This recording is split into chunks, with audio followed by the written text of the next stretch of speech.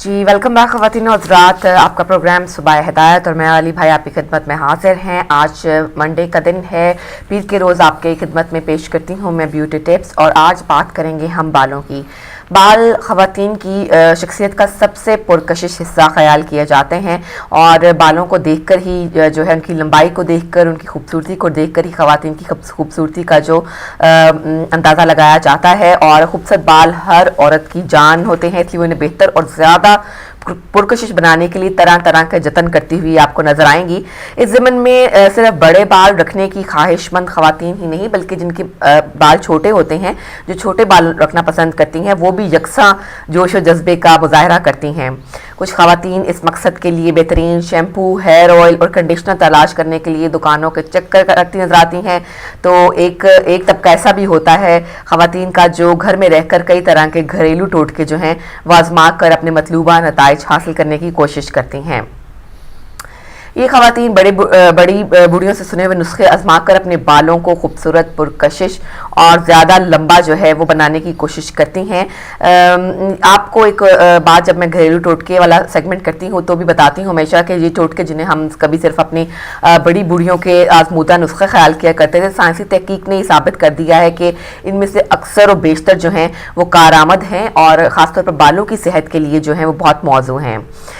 بالوں کی صحت کے لیے جو اشیاء ہمارے ہاں اکثر خیال کی جاتی ہیں، انہی میں سے ایک معروف نسخہ جو ہے، بہت آپ نے بچپن میں بھی سنا ہوگا اپنی امی سے، نانی سے، دادی سے، کہ جو آملے اور ریٹھے اور سکہ کائی کا جو ایک باہمی امتزاج ہے، اس سے بال بہت تیزی سے، بہت رفتار سے بڑھتے ہیں۔ نہ صرف بڑھتے ہیں بلکہ ان کی جو رنگت ہے اور جو ان کے اندر جو چمک پائی جاتی ہے وہ اس میں بھی بہت زیادہ اضافہ ہوتا ہے، اور بال گھنے بھی ہوتے ہیں۔ اس کا اکثر خواتین جو ہیں وہ ان تینوں چیزوں کا، یعنی کہ آملے، ریٹھے اور سکہ کائی کا ایک آمیزہ سا بنا کر اس کو ڈرائی کر لیتی ہیں، پھر اس کا پاؤڈر بنا لیتی ہیں، اور پھر اس کو جو ہے اپنے بالوں میں استعمال کرتی ہیں۔ یہ تینوں چیزیں جو ہیں اپنے اندر بہت زیادہ، بہت ہی اچھے مقدار ایسے اجزاء لیے ہوئے ہوتی ہیں جو بالوں کی مجموعی صحت پر اچھے اثرات مرتب کرنے کی جو ہے وہ صلاحیت رکھتا ہے۔ ان اشیاء کو جو ہے وہ آپ ان کی جو افادیت ہے اسے فائدہ اٹھانے کا پہلا طریقہ تو یہ ہے کہ تینوں اشیاء کو مساوی مقدار میں ملا کر پیس لیں، یعنی کہ ریٹھے، آملہ اور سکہ کائی کو آپ مناسب مقدار میں، مساوی مقدار میں جو ہے وہ ایک جتنا لے کر ان کو پیس لیں، اور پاؤڈر بنا کر کسی ڈبے میں رکھ دیں۔ ہفتے میں کم از کم 1 یا 2 بار اس پاؤڈر میں سے 2 یا 3 چمچ جو ہیں وہ آپ نکال کر رات بھر کے لیے پانی میں بھگو دیں، اور صبح اس آمیزے کو تھوڑی دیر کے لیے پکائیں، اور بعد میں اس کے ساتھ بال دھو لیں۔ کچھ دنوں میں آپ دیکھیں گے کہ بالوں کی صحت اور خوبصورتی میں نمایاں فرق پڑا ہے۔ اور دوسرا طریقہ اس کے لیے استعمال کرنے کا یہ ہے کہ آپ کم از کم 1 یا 2 مرتبہ اس پاؤڈر میں سے 3 چمچ پاؤڈر لے کر اس شام کے وقت اس میں مہندی میں ڈال کر چند گھنٹوں کے لیے بھگو دیں، اور اگلے دن جو ہے وہ آپ دن کے ٹائم جو ہے اس مہندی کا لیپ جو ہے اپنے سر پر کر لیں، اور 4 سے 5 گھنٹوں کے بعد آپ سر دھو لیں۔ آپ دیکھیں گے کہ آپ کے بالوں کی خوبصورتی کو 4 چاند لگ گئے ہیں، ان کی جو رنگت ہے وہ بھی نکھر گئی ہے، اور اس کے ساتھ ساتھ ان کی صحت میں بھی مسلسل اضافہ ہو رہا ہے۔ اکثر یہ دیکھا گیا ہے کہ بالوں کی نوکیں جو ہیں وہ پھٹنے لگتی ہیں اور بال گرنے لگتے ہیں۔ ایسا اس وقت ہوتا ہے جب بالوں کو ٹھیک طرح سے غذا فراہم نہیں ہو رہی ہوتی۔ میں نے بہت دفعہ آپ کو پہلے بھی بتایا کہ بالوں کی ظاہری خوبصورتی کا جو دار و مدار ہے وہ آپ کی غذا اور آپ کی جو وٹامن کی مقدار ہے آپ کی خوراک میں، اس سے بہت زیادہ اس کا تعلق ہے۔ اگر بالوں کو ٹھیک طرح سے غذا جو ہے وہ مہیا نہیں کی جائے گی تو بالوں کی جو نوکیں جو ہے وہ گرنے لگیں گی، بال جو ہے سپلٹ اینڈز میں بدل جائیں گے، روکھے ہو جائیں گے، بے رونق ہو جائیں گے، ان میں چمک باقی نہیں رہے گی۔ اور لیکن اگر آپ اپنی خوراک ٹھیک کر لیں، اس میں تمام قسم کے آپ اس کو یقینی بنائیں کہ تمام غذائی اجزاء جو ہیں وہ اس کے اندر مکمل طور پر پائے جاتے ہیں، تو آپ کے بال جو ہیں آپ خود بخود ان میں نمایاں فرق دیکھیں گے کہ وہ کس قدر ہیلتھی ہو گئے ہیں۔ اور گرتے ہوئے بال جو ہیں جو میں کہہ سکتی ہوں یہ بات کہ ہر خاتون جو ہے وہ گرتے ہوئے بالوں کی جو بہت اس کا جو شکایت کرتی ہیں کہ بال بہت گرتے ہیں، اور بال گرنے کے بعد ظاہر ہے کہ بال جو ہیں وہ بہت پتلے ہو جاتے ہیں، خاص طور پر جب آپ جو स्काल्प से नीचे जो बाल होते हैं, यानी जिनकी आपने एंड जो होते हैं वो ज़्यादा बारीक हो जाते हैं और वो बहुत ही जो है वो बदनुमा मालूम होते हैं। ऐसा होता है कि जो बालों के गिरने में जो है ज़ाहिर अद्वियात का भी दखल, अगर आप कोई मेडिकेशन ले रही हैं, कोई ऐसी आपको खुदा ना खास्ता कोई बीमारी है जिसकी वजह से बाल गिरते हैं, तो वो एक अलहदा बात है। और लेकिन इसके बावजूद अगर आप हेल्थी हैं, आपकी सेहत बिल्कुल ठीक है, लेकिन आपके बाल जो हैं वो गिर रहे हैं, तो आप इसका मतलब है कि आपकी खुराक में जो है वो किसी ना किसी विटामिन की कमी है। और आप अपने थायराइड जो ग्लैंड्स है उनको भी चेक करवाएं अगर आपके बाल बहुत ज़्यादा गिर रहे हैं, क्योंकि उनके भी ख़राब होने से जो है आपकी बालों की जो सेहत है उस पर ख़ास तौर पर असर पड़ता है। ऐसा होता है कि जब बच्चे की पैदाइश के बाद जो है वो ख़वातीन के बालों की जो गिरना है वो एकदम से बहुत ज़्यादा हो जाता है, क्योंकि उनके अंदर जो ज़रूरी विटामिन होते हैं, ज़रूरी अज्जा होते हैं खुराक के, उनमें ज़रा कमी आ जाती है। और वो ज़ाहिर है एक बहुत बड़े जो है वो प्रोसेस से गुजरी होती हैं, तो उनके अंदर मुख्तलिफ़ किस्म की जो ग़िज़ाई नशोनुमा है उसमें कमी आ जाती है। सबसे पहले बेहतर ये है कि अपने उसके बाद अपने जब आप बच्चे की पैदाइश के बाद के जो दिन होते हैं उसमें आप ख़ास तौर पर अपनी खुराक का ख्याल रखें और ख़ास तौर पर वो विटामिन इस्तेमाल करें जो आपके बालों को ज़्यादा, जो आप सप्लीमेंट भी इस्तेमाल कर सकते हैं विटामिन के, लेकिन सबसे बेहतरीन ऑप्शन यही है कि आप अपनी ग़िज़ा को जो है वो इतदाल, यानी कि उसके अंदर मुतवाज़न ग़िज़ा होनी चाहिए। फल, फ्रूट, सब्जियां, कार्बोहाइड्रेट्स जो है वो सब चीज़ें इनमें शामिल होनी चाहिए। अब बात यह है कि आप बालों को जो है वो ज़्यादा कसकर बांधती हैं, जब ख़वातीन बहुत ज़्यादा टाइट उसकी चुटिया कर लेती हैं या पॉनी टेल बनाती हैं, तो ये होता है कि उस वक्त भी बाल जो हैं वो बहुत तेज़ी से टूटने लगते हैं। और बालों को खुला रखना भी बालों के लिए नुकसानदेह है, क्योंकि जिस तरह बाल जो हैं उनके टूटने का ख़र्चा जो है वो बढ़ जाता है। और दूसरी प्रोडक्ट्स जिनको हम कहते हैं हेयर स्प्रे कह लीजिए, हेयर जेल कह लीजिए, बालों की डाइंग, कलरिंग, इसके अलावा बार बार बालों को जो है ब्लो ड्राई करना, ये सब चीज़ें मिलकर बालों की सेहत के लिए इंतहाई नुकसानदेह हैं, बालों को नहायत रूखा पीका कर देती हैं। उस वक्त जब आप हेयर स्टाइल बनवाते हैं या बनाती हैं, उस वक्त ये होता है कि उस वक्त आपको ठीक लगता है कि इस वक्त बहुत अच्छा लगा है, लेकिन आहिस्ता आहिस्ता जो है हीट के जो असरात हैं वो आपके बालों पर नुमायाँ नज़र आने लगते हैं। और इसके लिए आपको ज़रूरी है कि आप अपने जो बालों को जो है वो घर में मौजूद जो देसी, या जिनको हम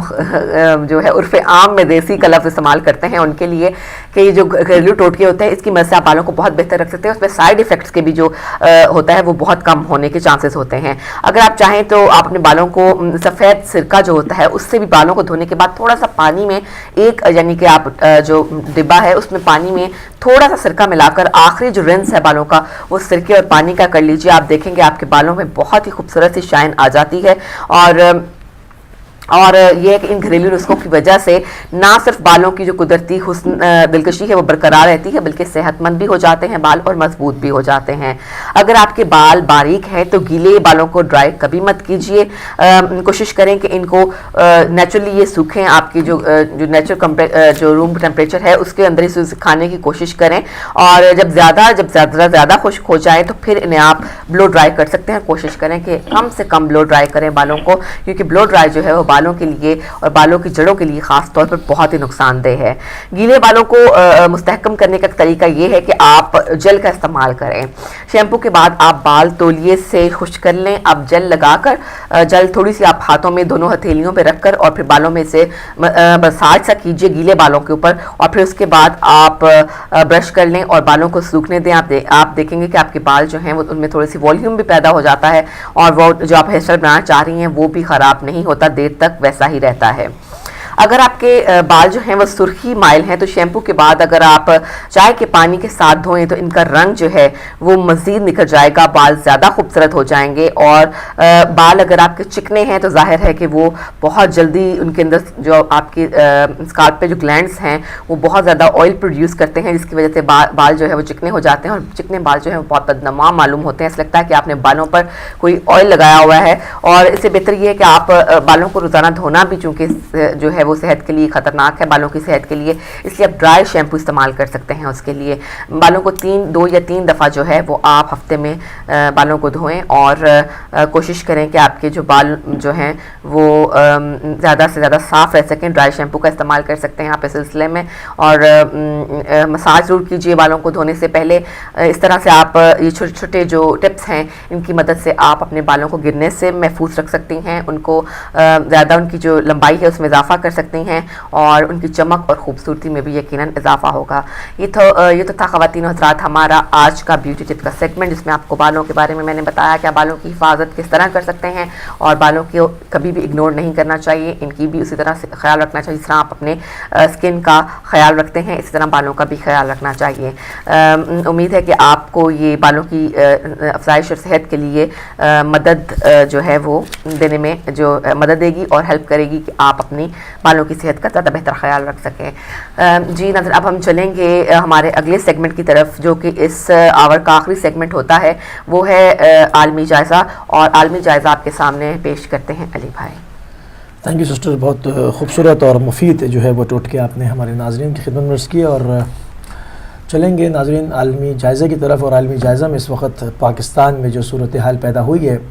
کوئٹہ کے اندر، جو کل مومنین کی شہادت ہوئی ہے 5 مومنین کی ایک ساتھ،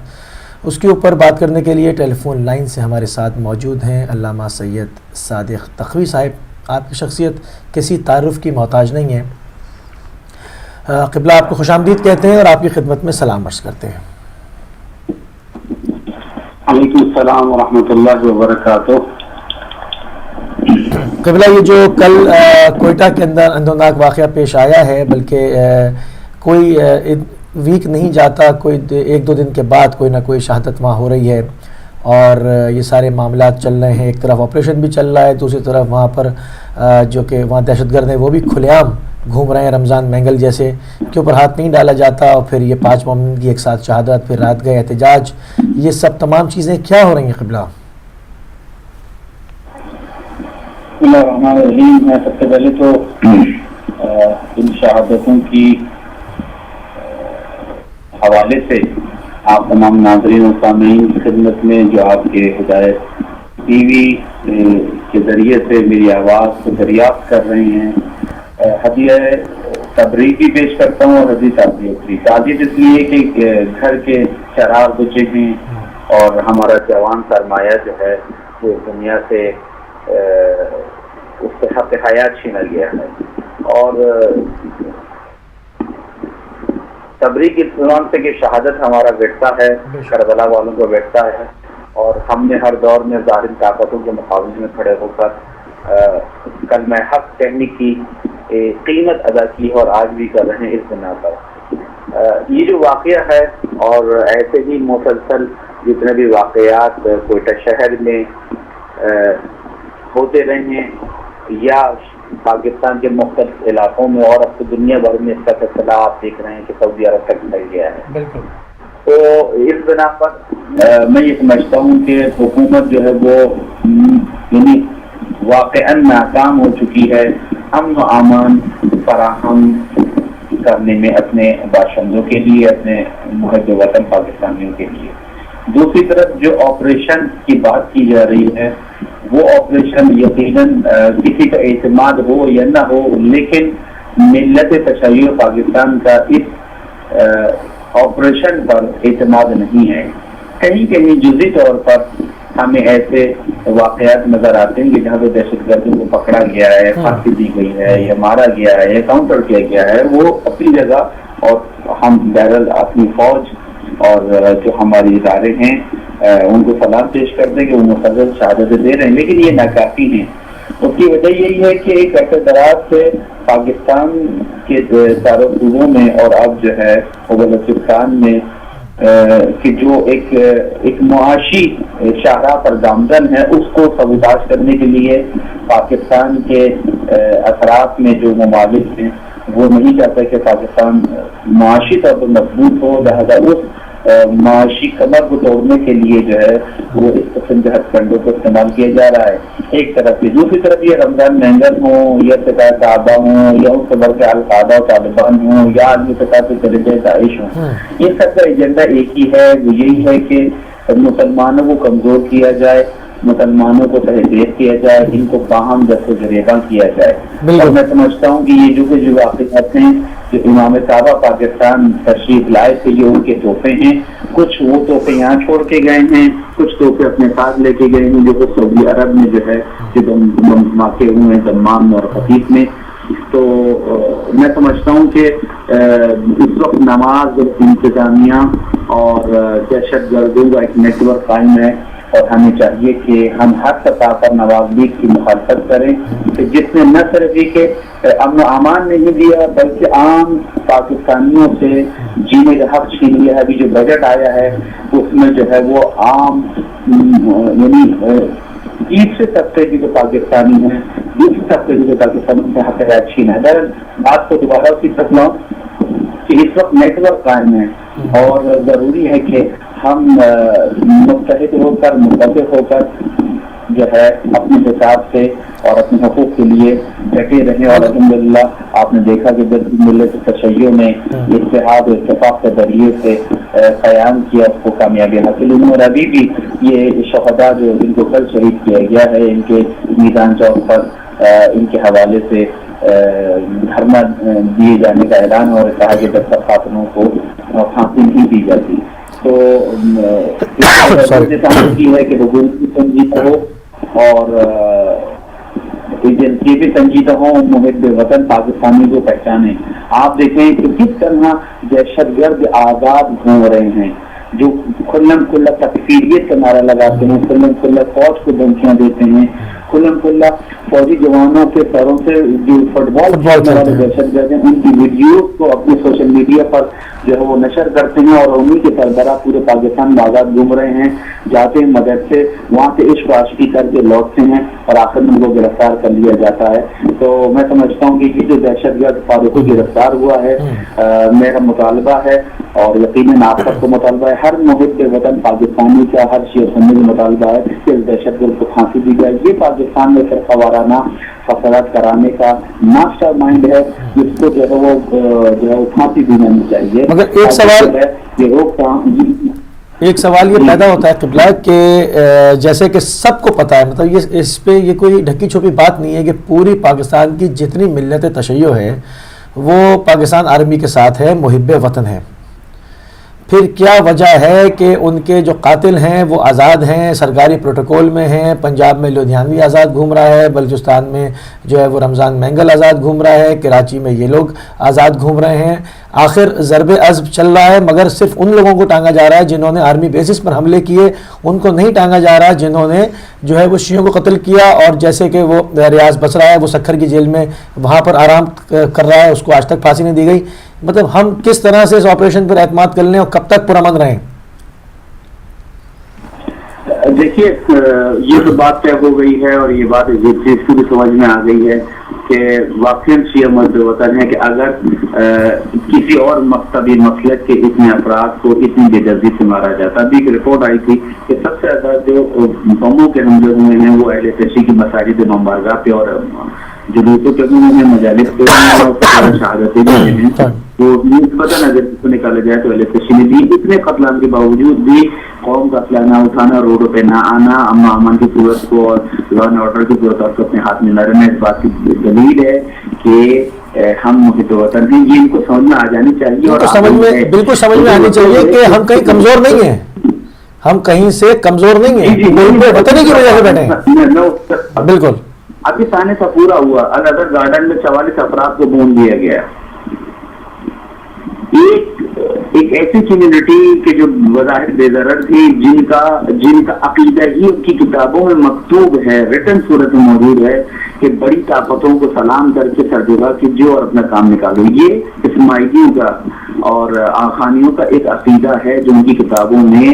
در حقیقت مکتوب ہے، پہلی بات یہ۔ دوسری بات یہ کہ یہ واقعہ ہوا chief of the army staff جو ہے چین کے دورے کو ملتوی کر کے، معذرت چاہتا ہوں، ایک ملک کے دورے کو ملتوی کر کے جو پاکستان واپس یعنی ملتوی کر دیتے ہیں اور وہاں پہ تشریف لاتے ہیں، وہاں پہ ملاقات کرتے ہیں، وزیر اعلیٰ آتے ہیں، وزیر اعظم وغیرہ یہ تمام افراد آتے ہیں۔ کیوں؟ اس لیے کہ ان کا وہ متحد ہیں۔ ہم ابھی تک معذرت کے ساتھ اس طریقے سے متحد نہیں ہو پائے ہیں کہ ہم مضبوط اور یکجا آواز اٹھائیں. لیکن الحمدللہ ہم نا امید نہیں ہیں اور پاکستان کی جتنی بھی شیعہ جماعتیں ہیں ان کی طرف ہمارا توقع سے اور امید سے دیکھ رہے ہیں کہ انشاءاللہ یہ اس وقت ایک ٹیبل پہ جمع ہو کر مضبوط آواز اٹھائیں گے اور اس ظلم و ستم کے خاتمے کے لیے کوشش کریں گے. قبلہ یہاں پر ضروری ہے ہم سب قبلہ یہاں پر دامن دیر میں سکھانے. ایک سیکنڈ یہ کمپلیٹ ہو جائے بات. دامن دیر میں سکھانے یہ میڈیا کی ذمہ داری ہے, آپ جیسے پڑھے لکھے افراد کی, آپ جیسے دردمند افراد کی جو چینل میں موجود ہے اینکرز کی صورت میں, اور ایسے پروگرامات نشر کیے جائیں جن سے جو ہے نا وہ اتحاد و اتفاق سے قائم ہو. اہل ممبر کی, اہل مسجد کی, اہل محراب کی یہ ذمہ داری ہے کہ اس در حقیقت اس قومی اتحاد وجود میں لانے کے لیے اپنا کام کریں. جی ہم یہ مطلب ہم دیکھتے ہیں اگر زیادہ سیاسی پارٹیاں ہیں شیعوں کے اندر تو اس میں کوئی حرج نہیں ہے. میں تو سمجھتا ہوں کہ اچھا ہے, سیاسی بیداری زیادہ ہے, ٹھیک ہے, مگر کیا اس بات پر ہم آ چکے ہیں کہ ہم ایک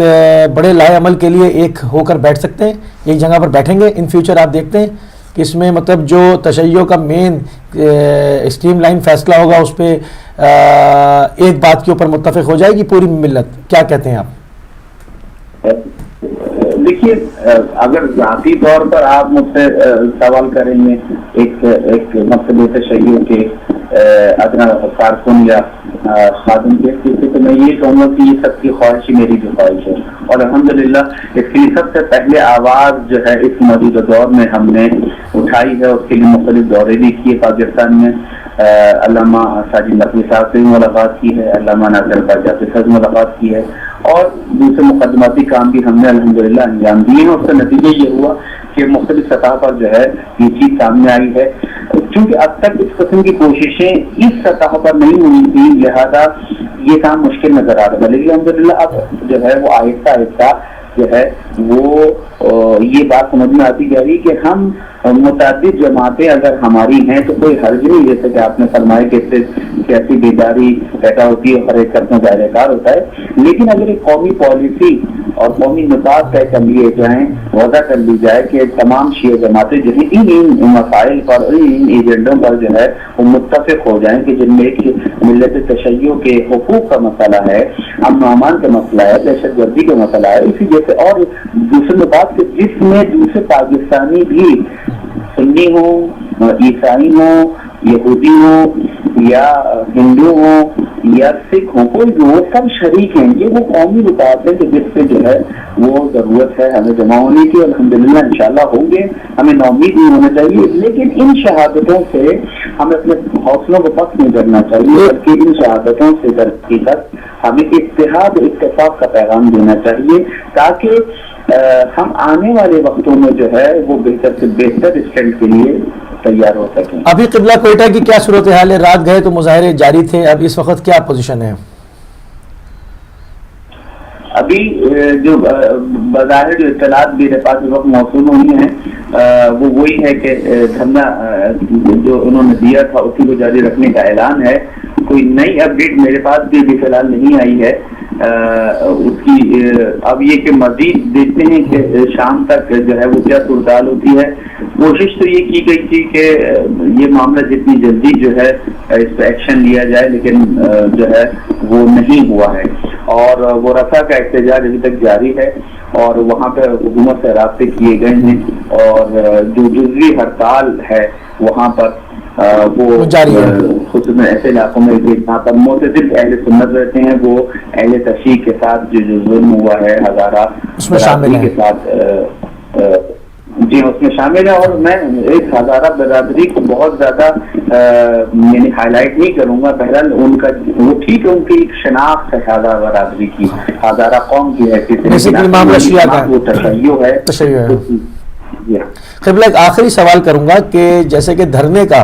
معاملہ ہم نے دیکھا کہ ملت نے بھرپور قیام کیا, اور پھر دھیرے دھیرے دھیرے وہ اسٹریٹجی بھی ہماری کارگر ثابت نہیں ہوئی, کیونکہ ہم اس میں کوئی کلنگ روکنے میں کامیاب نہیں ہوئے, کسی کو اس کے اوپر پریشر ڈالنے میں کوئی صحیح معنوں میں کوئی اچیومنٹ ہم نے حاصل نہیں کی, سوائے اس کے کہ ایک مرتبہ وزیر اعلیٰ بلوچستان رئیسانی کو برطرف ضرور کروا دیا تھا, مگر اس کے بعد تو اب ہم کیا دیکھتے ہیں ان فیوچر دھرنے کے بعد ہماری ملی اسٹریٹجی کیا ہونی چاہیے؟ دیکھیے دھرنا جو ہے ایک ٹول کی حیثیت رکھتا ہے, ایک ذریعہ اور ایک آلہ ہے. ضروری نہیں کہ ہر دفعہ دھرنا نہیں دیا جائے تو کامیاب ہوگا. ممکن ہے حالات اور آپ کے جو بلوچستان کے حالات ہیں اس وقت امن و امان کے لحاظ سے بین الاقوامی جو ایجنسیاں موجودی ہوئی ہیں ان تمام حالات کو دیکھتے ہوئے فیصلہ بدل نہیں کیا گیا کہ کسی بڑھنے زمین کی بال نہیں دی گئی ہے, کیونکہ بہرحال ہمیں اپنے وطن کو بھی دیکھنا ہے, اپنے اطراف کو بھی دیکھنا ہے. یعنی اس سے بڑھ کر اور کل وطنی کی کیا دلیل ہوگی کہ افراد ہمارے مرضی میں اور ہم خود بھی کے جو ہے وہ اپنے دھرنوں کو کینسل کرتے ہیں یا اپنے احتجاج کو کینسل کرتے ہیں. بہرحال تو اس میں یہ ہے کہ اس میں پھر میں دوبارہ اسی طرف آؤں گا اور تمام سامعین کو اس طرف ان کے اذہان عالیہ کو لے جانے کی کوشش کروں گا کہ یہاں پہ پھر ضرورت آتی ہے قومی پالیسی کی. قومی پالیسی یعنی کہ ایسی پالیسی کی جس سے تمام شیعہ جماعتیں جو ہیں وہ کم سے کم جو ہیں ان پوائنٹ پر, ان ایجنڈوں پر جو ہے متفق ہوں, تاکہ جو ہے کوئی بھی ایسا ثانیہ پیش آتا ہے اور انسانی جانیں ضائع یا تلف ہوتی ہیں اور قوم کا سرمایہ جو ہے نابود ہو رہا ہے تو اس کی جمع ہو, تاکہ آئندہ آنے والے وقتوں میں ہم آنے والی نسلوں کے لیے ایک اچھے پاکستان, مضبوط پاکستان اور ایک ایسا معاشرہ, ایک ایسی فضا جو ہے وہ ان کے لیے چھوڑ کے جائیں حدیث کے طور پر کہ جس میں وہ آزادی کے ساتھ سانس لے سکیں, امن و قوت کے ساتھ زندگی گزار سکیں اور پیار و محبت کے ساتھ اپنی مذہبی آزادی پر عمل کرتے ہوئے اتحاد بین المسلمین کی فضا کو قائم رکھیں. اللہ تعالیٰ سے دعا کرتا ہوں کہ وہ ان شہداء کو شہداء کربلا کے ساتھ نشید فرمائے, ان کی لوازم کو صبر جمیل کی توفیق فرمائے اور ملک سمیت آپ کو, آپ کے چینل کو اور جہاں جہاں میری آواز آ رہی, اہل اعراب, اہل نسبت, اہل قلم, اہل فکر, اہل علم و دانش, سب کو یہ دعوت دیتا ہوں کہ وہ آئیں اور اس قومی پالیسی کے لیے جو ہے وہ قلم اٹھائیں, آواز اٹھائیں, اپنی فکروں کو خطاط پر منتقل کریں اور لوگوں تک پہنچائیں تاکہ یہ راہ ہموار ہو سکے. بہت شکریہ, جزاک اللہ. آپ شامل ہوئے کراچی سے ہمارے ساتھ علامہ ساجد تقوی صاحب. آپ نے سنا کہ انہوں نے کس تفصیل کے ساتھ جو ہے وہ تمام معاملات کے اوپر, تمام امور کے اوپر کھل کے روشنی ڈالی. ہم ایک مرتبہ پھر آپ کے مشکور اور ممنون ہے کہ آپ نے اپنا قیمتی ٹائم بہت مصروفیت کے ساتھ جو ہے وہ کے باوجود جو ہے وہ اپنا قیمتی ٹائم ہدایت ٹی وی کی نظر کیا. ناظرین, ہم اس کے اوپر تمام بات کر رہے تھے اور ابھی لائیو کالز بھی کھولیں گے اور شیعہ کلنگ ان کوئٹہ کے عنوان سے آپ کی بھی آرا جاننے کی کوشش کریں گے. تعزیت بھی آپ پیش کر سکتے ہیں اور ہماری طرف سے بھی, ہماری پوری ٹیم کی طرف سے, ہدایت ٹی وی کی طرف سے تمام مومن و مومنان, تمام مسلم و مسلمات جہاں پوری دنیا میں جہاں کہیں بھی ان کے دل دکھے ہوئے ان کو ہم جو ہے وہ تعزیت پیش کرتے ہیں. کل کا جو اندھوناک واقعہ ہوا آپ دیکھا, اس میں 5 مومنین جو شہید ہوئے اس میں ایک باپ بیٹا سمیت جو ہے وہ پورا گھر کا جو ہے وہ تمام سرمایہ انہوں نے جو ہے وہ قتل کر دیا. تو ابھی جیسے کہ آپ نے تقوی صاحب کو سنا کہ انہوں نے فرمایا کہ ہم محب وطن ہیں, اس میں کوئی شک نہیں کہ ہم پاکستان میں پوری ملت تشیع پر امن ہے, حالانکہ 5 کروڑ ہیں, مگر ان کے صبر کا امتحان جو ہے وہ لیا جاتا ہے, ہر روز لیا جاتا ہے اور ان کو اس نہج پہ لانے کی کوشش کی جاتی ہے کہ وہ سر سے کفن باندھ لیں, مگر وہ جو ہے وہ پرامن ہیں, اپنی فوج کے ساتھ ہیں, اپنی قومی اداروں کے ساتھ ہیں, مگر ہم پرزور جو ہے وہ اپیل کرتے ہیں, مذمت بھی کرتے ہیں اور پھر دوبارہ سے جو ہے وہ اس طرف دیکھتے ہیں کہ ہمارے صبر کو جو ہے وہ مزید نہ آزمایا جائے اور ہمیں بھی ایک عام پاکستانی کی طرح جو ہے وہ پورے رائٹس دیے جائیں. تو اس کے اوپر بات کریں گے, ابھی تھوڑی دیر میں کالز بھی کھل جائیں گی اور اس کے اوپر آپ بھی جو ہے وہ ہمارے پروگرام میں شامل ہو سکیں گے. جی صاحب. جی بہت شکریہ علی بھائی. علامہ صادق تقوی صاحب نے بہت اچھے طریقے سے جو ہے وہ جائزہ لیا شیعہ کلنگ کا, پاکستان میں بھی اور ظاہر ہے دوسرے ملکوں میں بھی. فی الحال لیں گے ہم چھوٹی سی بریک اور بریک کے بعد آپ سے دوبارہ ملاقات ہوگی اور آپ کے لیے فون لائن بھی کھول دی جائیں گی. Let's take a short break.